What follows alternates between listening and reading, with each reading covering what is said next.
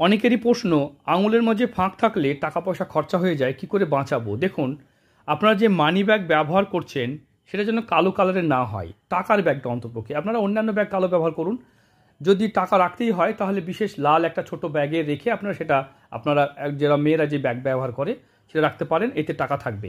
তাছাড়া টাকা গণার সময় অনেকে দেখি অনেক টাকা বার করে গুনে গুনে একদম হাতের সামনে বাইরের দিকে টাকা গণে। টাকা গণার নিয়ম হচ্ছে ভিতর দিকে টাকাটাকে মানে হাতে ভাঁজ করে গুনতে হয়, এবং সামনের ব্যক্তি দেখতে পাবে না আপনি কীভাবে গুনছেন, কত গুনছেন।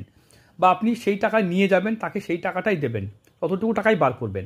অনেকের মধ্যে খারাপ অভ্যাস থাকে লোকের সামনে টাকা বার করে টাকা গোনা। এরকম কন্ডিশনে আপনি কখনোই দারিদ্রতা ঠিক করতে পারবেন না, সব সময় টাকা নষ্ট হবে।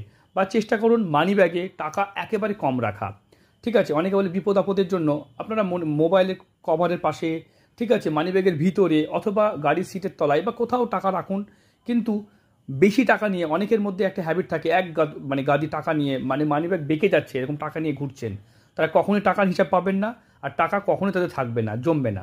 তাই অর্থকে রাখতে গেলে অনেকগুলো নিয়ম আছে। বৃহস্পতিবারটাকে অর্থ খরচা করতে হয় না, বা নিয়ম পালতে হয়, সেগুলো মানলে অবশ্যই ধন অর্থ সম্পদ হয়ে রাখতে পারবেন। দেখুন, এটা বিশ্বাসের ব্যাপার, যারা বিশ্বাস করেন তারাই ফলো করবেন, আর যারা বিশ্বাস করেন না তাদের যেটা ভালো লাগে সেটাই করবেন।